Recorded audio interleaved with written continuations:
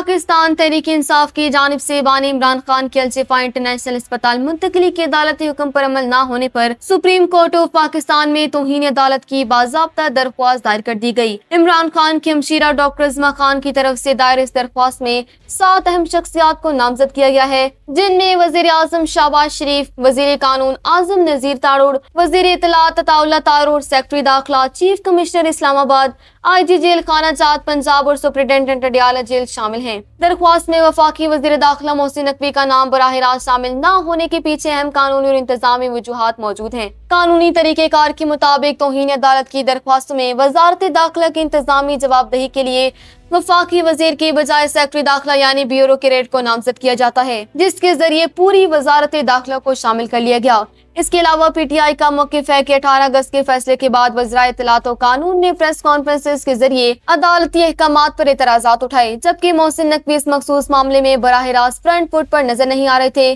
چونکہ اڈیالہ جیل پنجاب کی حدود میں ہے اور الشفا اسپتال اسلام آباد میں واقع ہے، اس لیے موقع پر رکاوٹ ڈالنے والے ضلعی اور جیل حکام کو ہی فریق بنایا گیا ہے۔